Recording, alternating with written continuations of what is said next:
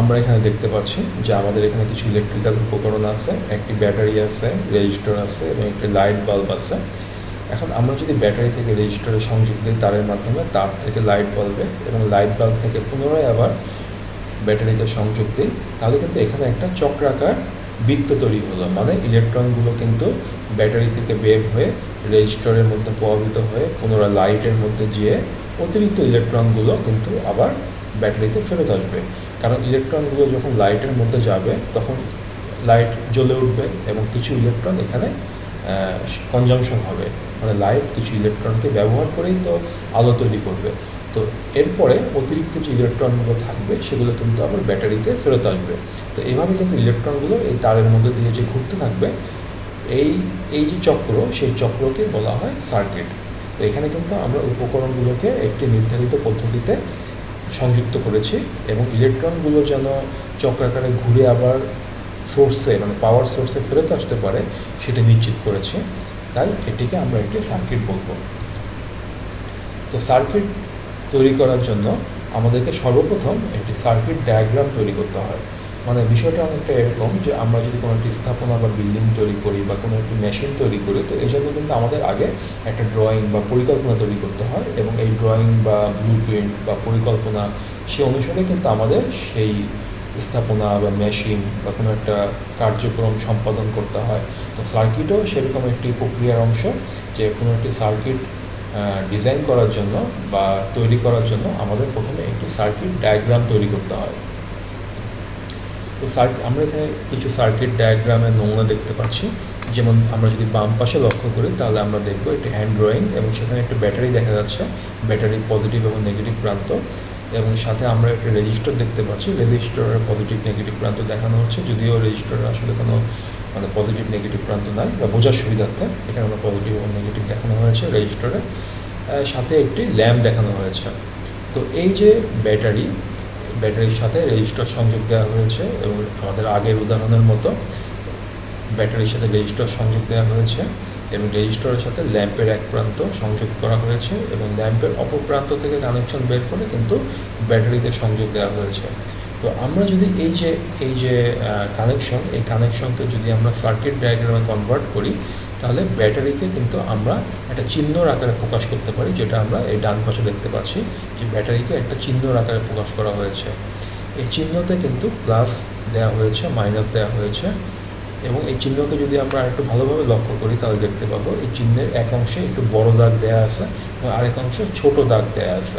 এখানে যে বড় দাগ দেওয়া অংশ সেটি হচ্ছে প্লাস, বোঝানো হচ্ছে ব্যাটারির পজিটিভ টার্মিনাল বোঝানো হচ্ছে, এবং ছোট দাগ দেওয়া অংশ সেটি হচ্ছে ব্যাটারির নেগেটিভ টার্মিনাল।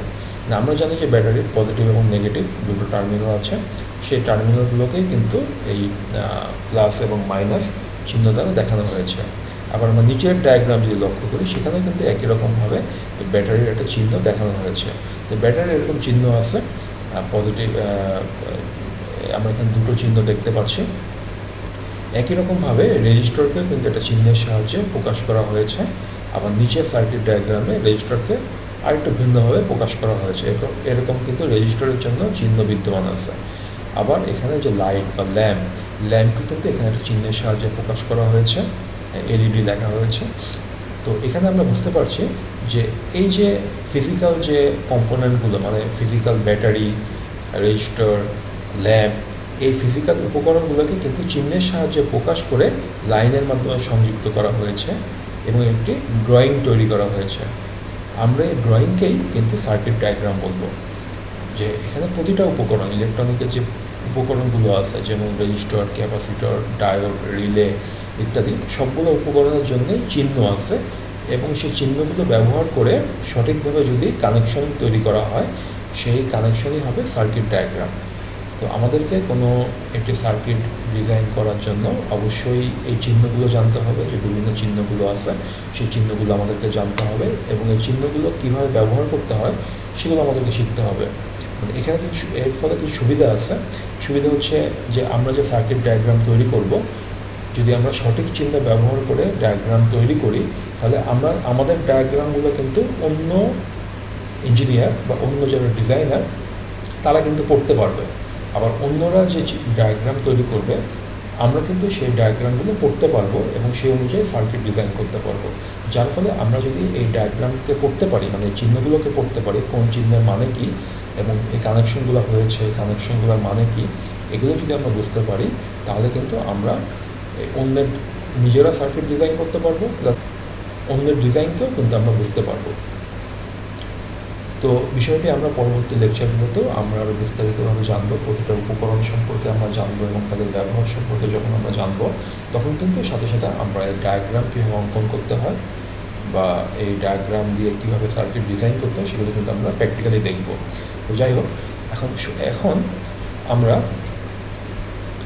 এই সার্কিট ডায়াগ্রাম অঙ্কন করার জন্য কীভাবে কম্পিউটার ব্যবহার করা যায় বা ডিজিটাল পদ্ধতি ব্যবহার করে কীভাবে এই সার্কিট ডায়াগ্রাম অঙ্কন করা যায় সেটা কিন্তু আমরা এখন দেখব।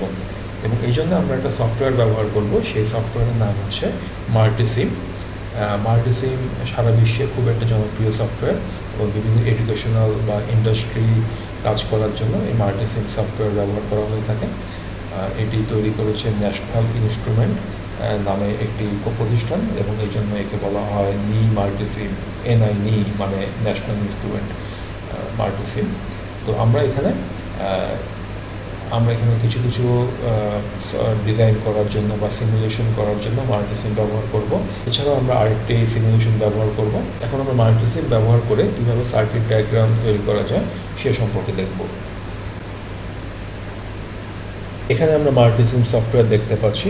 এখানে দেখতে পাচ্ছি মাল্টিসিম সফটওয়্যারের ভিতরে কাজ করার জন্য একটি ওয়ার্ক স্পেস আছে, উপরে মেনু আছে এবং মেনুতে ফাইল এডিট সহ নতুন ফাইল ওপেন করা বা নতুন ডিজাইন করা, সেভ করা ইত্যাদি বিভিন্ন অপশন আছে। এবং ডান পাশে আমরা দেখতে পাচ্ছি অনেকগুলো টুলস আছে যেগুলো সার্কিটের বিভিন্ন অংশ অ্যানালাইসিস করার কাজে ব্যবহার করা হয়। তো এখন আমরা এই মাল্টিসিম সফটওয়্যার ব্যবহার করে কীভাবে সার্কিট ডায়াগ্রাম করতে হয় আমরা একটি সাধারণ প্র্যাকটিক্যাল অ্যাপ্লিকেশন তৈরি করব। তো এই জন্য আমাদের এখানে যে সার্কিটটি আছে, যে একটা ব্যাটারি, একটা রেজিস্টর এবং একটা ল্যাম্প ব্যবহার করে সার্কিট ডায়াগ্রাম তৈরি করা হয়েছে, সেটি আমরা মাল্টিসিম ব্যবহার করে তৈরি করব। তো এই জন্য আমরা প্রথমে একটি চিহ্ন দেখতে পাচ্ছি এখানে। এই চিহ্নটা কিন্তু আমাদের সার্কিট ডায়াগ্রামে ব্যাটারির মতো চিহ্ন এবং পাশাপাশি আমরা এখানে কিন্তু আরেকটি চিহ্ন দেখতে পাচ্ছি, সেটি কিন্তু আমাদের ডায়োডের মতো চিহ্ন। আমরা এখানে যদি ব্যাটারির চিহ্ন লক্ষ্য করি তাহলে দেখব যে ব্যাটারি, রেজিস্টর এবং যে ডায়োডের চিহ্ন, এই একই চিহ্নগুলো কিন্তু এখানে বিদ্যমান আছে, ব্যাটারি, রেজিস্টর এবং এই ডায়োডের চিত্র। তো আমরা এখানে ব্যাটারির উপর প্রেস করি এবং একটি ব্যাটারি মানে ডিসি পাওয়ার সোর্স সেটি সিলেকশন করি এবং এটিকে ওয়ার্ক স্পেসে বসাই।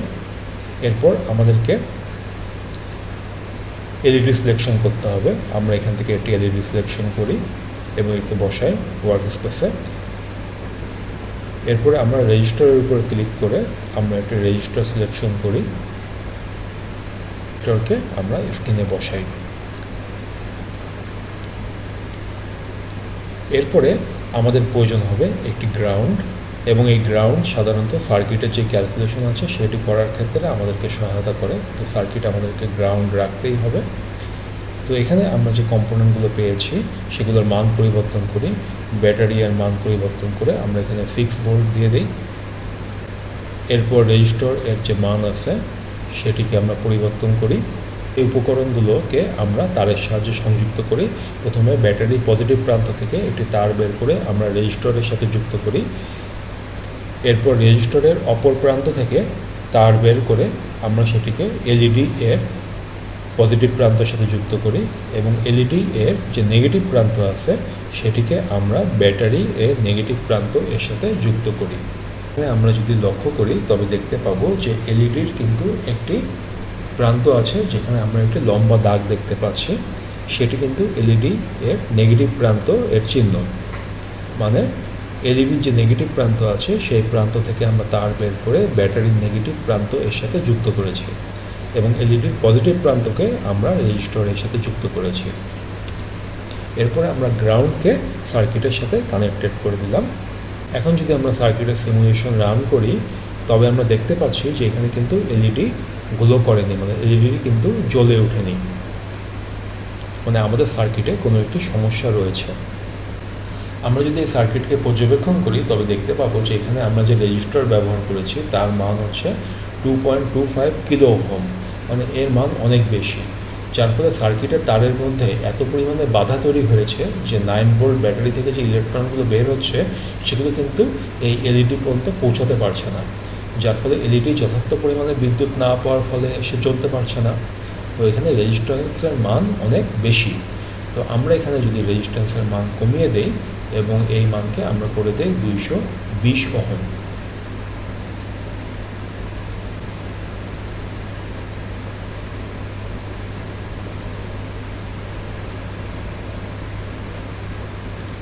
এবং এখন যদি আমরা সিমুলেশন রান করি তবে দেখতে পাবো যে এলইডি কিন্তু জ্বলে উঠেছে।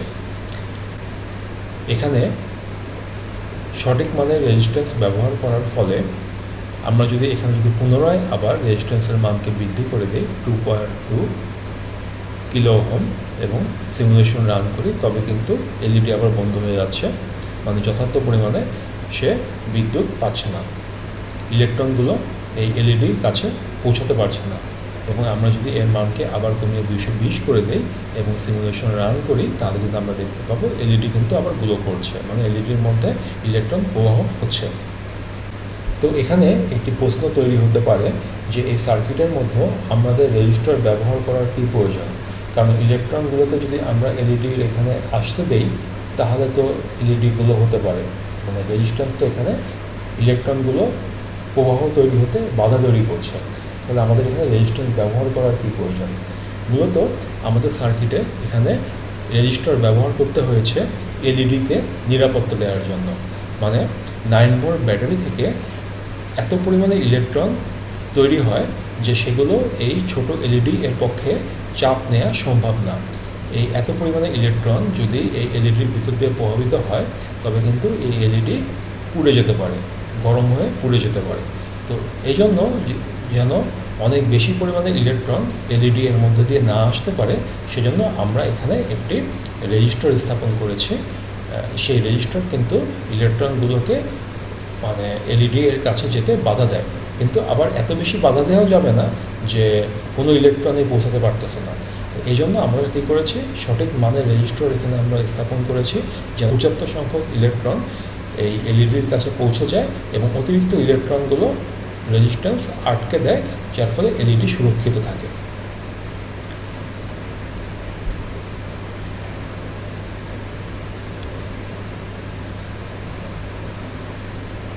তো আমরা এভাবে সিমুলেশন ব্যবহার করার মাধ্যমে সার্কিটে কোনো কম্পোনেন্টগুলো কীভাবে কাজ করে এবং সঠিকভাবে কাজ করে কিনা সেই বিষয়গুলো কিন্তু আমরা বুঝতে পারবো এবং ডায়াগ্রাম ব্যবহার করে আমরা সার্কিট ড্রয়িং করতে পারবো। এখন আমরা যদি একটি মিটার ব্যবহার করে চেক করি যে এই রেজিস্টরের দুই পাশে কী পরিমাণে ভোল্টেজ আছে, তাহলে আমাদেরকে সেই মিটারের দুটো তারকে রেজিস্টরের দুপাশে স্থাপন করতে হবে। এবং এরপরে যদি আমরা সিমুলেশন রান করে মিটারের উপর ডাবল ক্লিক করি তাহলে ডিসপ্লেতে আমরা দেখতে পাবো যে এই মিটারের এই রেজিস্টরের মধ্যে 7.48 পরিমাণ ভোল্টেজ ড্রপ হচ্ছে, মানে 9 ভোল্ট যে ভোল্টেজ সেটা 7.48 পরিমাণ ভোল্টেজকেই কিন্তু এই রেজিস্টার আটকে দিচ্ছে, বাকি 1 সামথিং ভোল্টেজকে সে কিন্তু এলইডি এর মধ্যে প্রভাবিত হতে দিচ্ছে।